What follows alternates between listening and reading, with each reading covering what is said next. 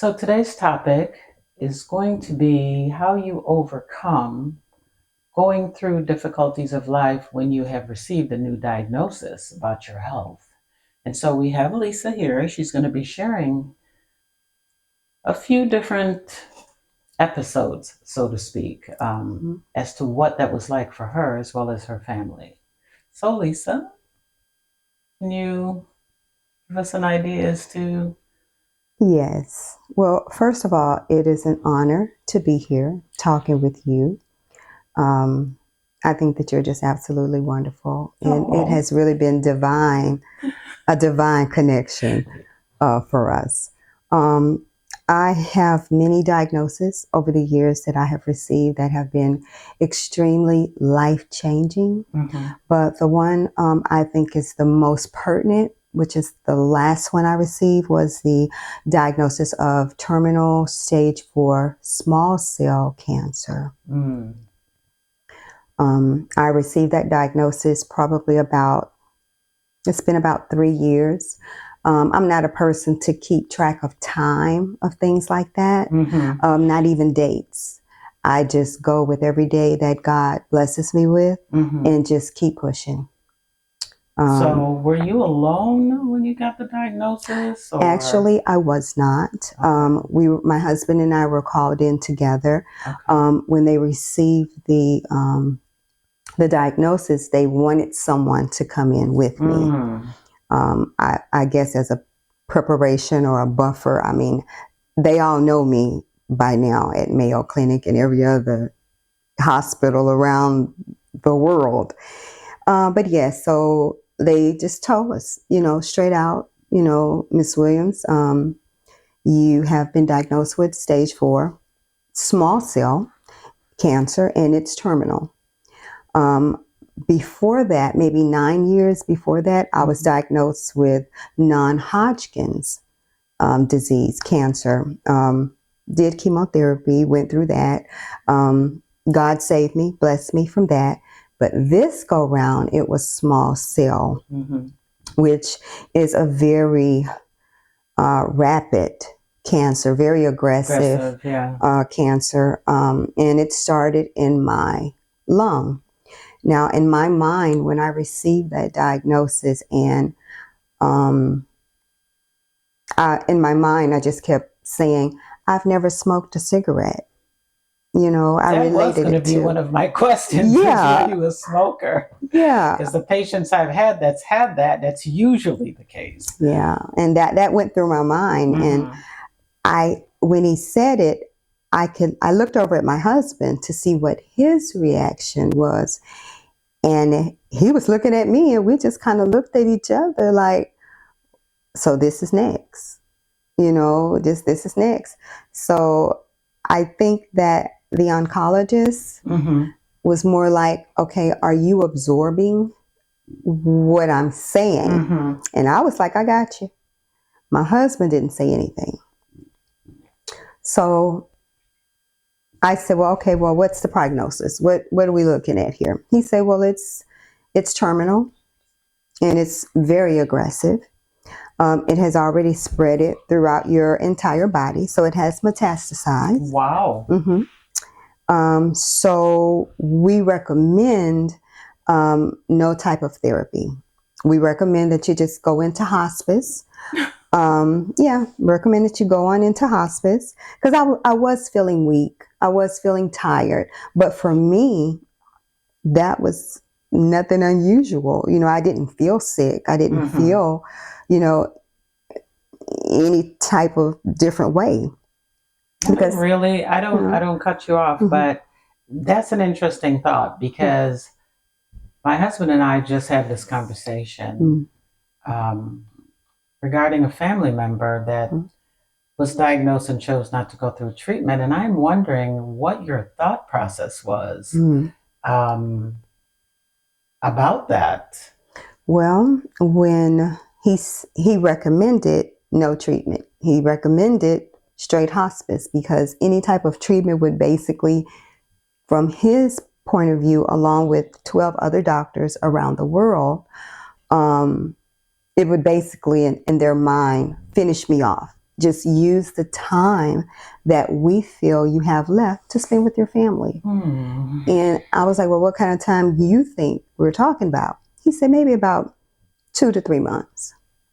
Wow. Yeah. So that was the part that really affected my husband, you know. So, I mean, me being Lisa, I believe in the Lord. So my thought process was, I hear you. I understand what you're saying.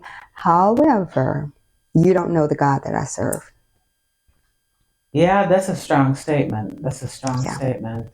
So, what about your kids? Well, they are adults. One's 35 and one's 31. And it was harder on the family than it was on me, because everyone is not such a strong believer in their faith. So with the many things that I've been through medically, basically my family has grown up with this. So it wasn't nothing out of the ordinary to get this big news like this. But the impact that it had was, okay, what's after this? It wasn't, our mother's gonna die. We all know we're gonna die. We were born to do that. But none of my family members, immediate family members, my husband, my 2 children, was like, it was business as usual. So, at any time, did anyone have the notion that maybe you're still in shock? That Absolutely. You're not reacting? The doctors. I figured. The doctors. Yeah, It's like, you're not acting like. Yeah. I had to have a psychiatrist. I had to have a psychologist. I had to have all of that, you know, implemented. And I went. But I had to just tell them, I'm sorry, I don't do this kind of stuff. I can't do group therapy. This is not for me.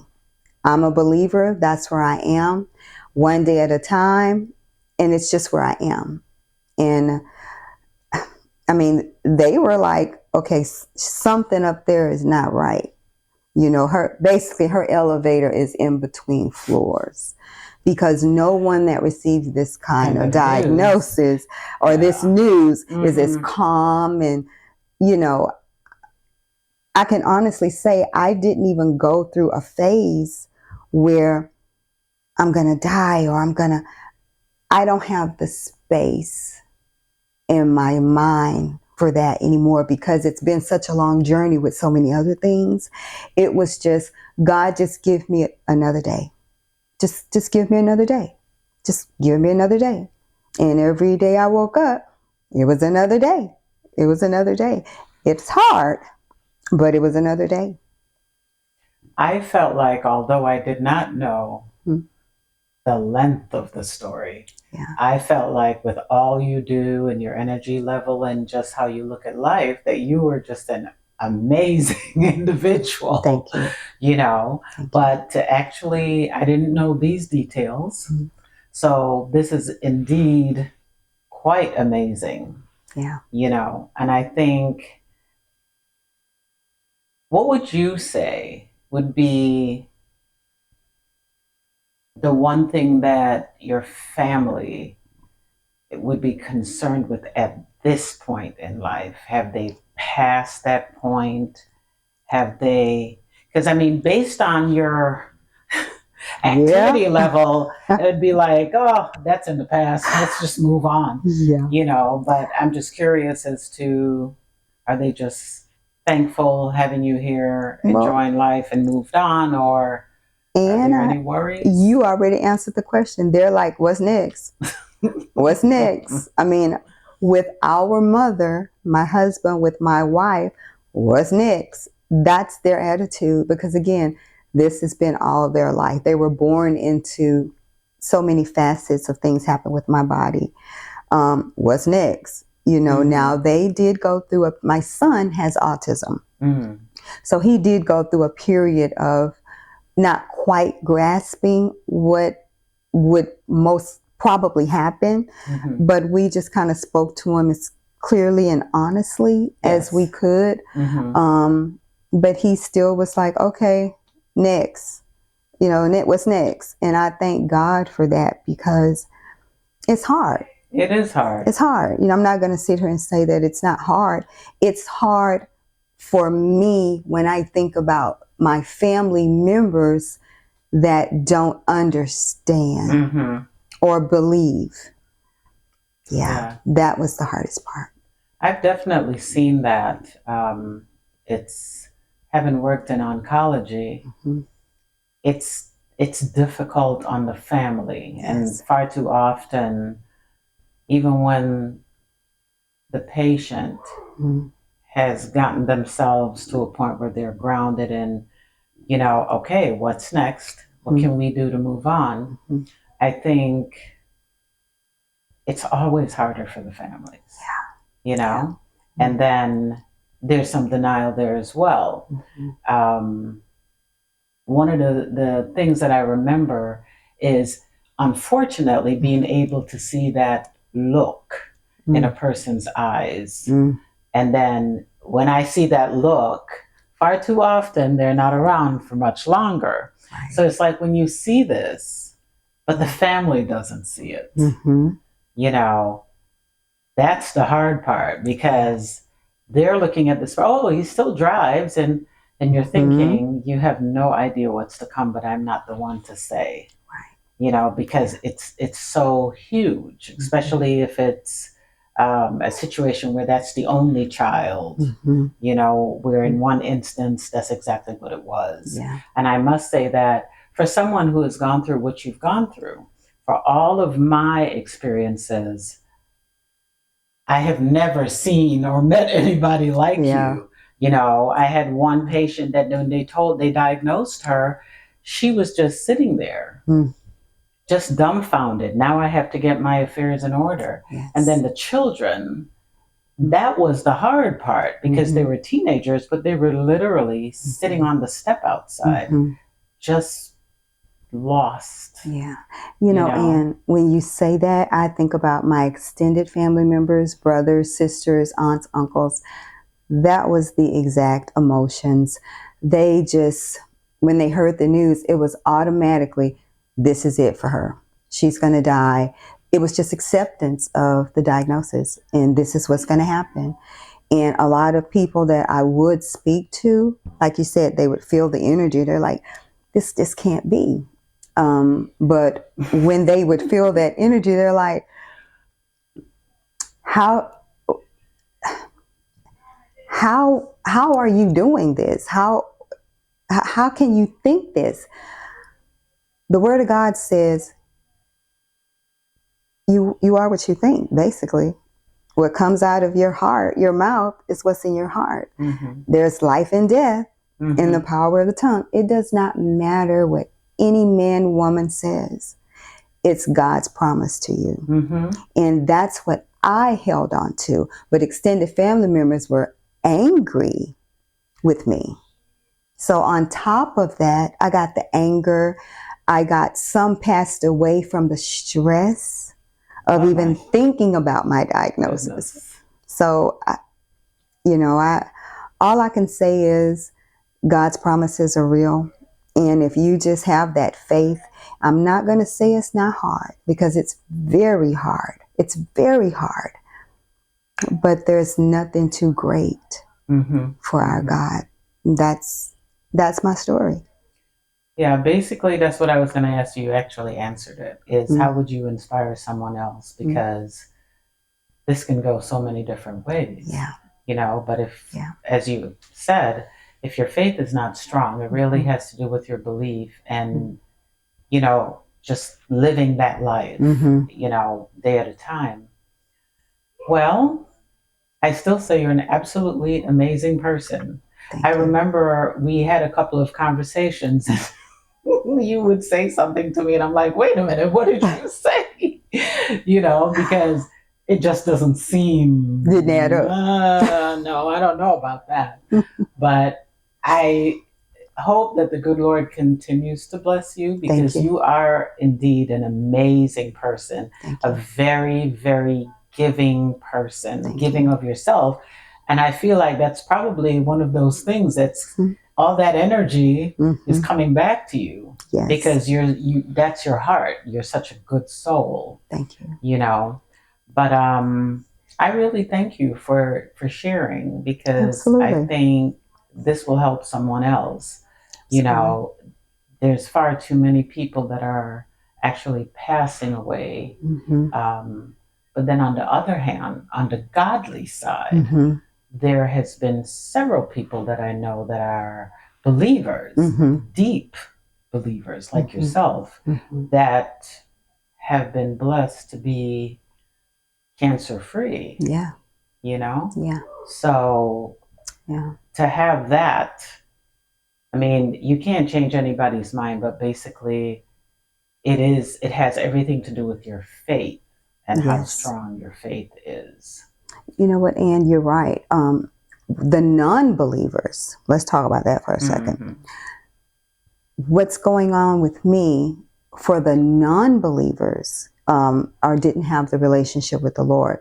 Some of them were converted to being believers because of what they see I was going through Mm-hmm. and the faith that I had and how it just could not. This has to be divine, Has to be a miracle. you know, because it's just no way, especially those in the medical field that see it and that know it. They're like, it's just no way. We may need to rethink how we feel and our faith. And, you know, so a lot of that was going on and it's still happening, you know. So I thank the Lord for using me as a vessel and instrument for that purpose. Yes. Because it did bring a lot of people, still now, it bring them to Christ and they have a relationship or they're building it with the Lord, which is really what it's all about. But the non-believers are, just to be honest, with this diagnosis, this is the part I left out. They gave me 3 to 4. It wasn't long, the time they gave me to live. But then 2.5, almost 3 years now, I went into spontaneous remission was the word. I didn't know what that meant. I knew what spontaneous meant. I knew what remission meant. But to put that together, I just said, that's our God. My husband took him a little time. My children, that's what she said was going to happen. Pastors, non-believers, people who see me now versus 3 years ago, you know, because you could see the effects that it was having on me. You know, you could see the cancer. I was drying up. I was swelling. My organs were shutting down. You know, you could see it. But then when they see me now, they're like, okay, okay, you know. Yeah. So, yeah, I just believe and I hope that from this story, this segment, that a lot of people, when they receive any kind of diagnosis, just know and understand you control absolutely nothing. Nothing. We may think we do, but we don't. We control absolutely nothing. Yeah. When we can say, hey, moon, stay in the sky. Hey, sun, stay in the sky. We can't, come on. We can think whatever we want, but again, it's which side are you going to be on? Yes. We cannot play double dutch with God. That's You're right. either on this side or that side. I chose to be on the side with the Lord. Now, that always wasn't so. But as I grew to know that his promises are true, he is faithful. Then here we are. Yes. Here we are. Wonderful. Yeah. I so appreciate you. Thank you, Ann. And thank you for sharing. My Because pleasure. as I said before, I think that this will really make a difference for some people. My pleasure. You know, a lot of people are going through it. So this wraps up this segment. And we will see you soon with some more exciting things to come. Yeah. Thank you.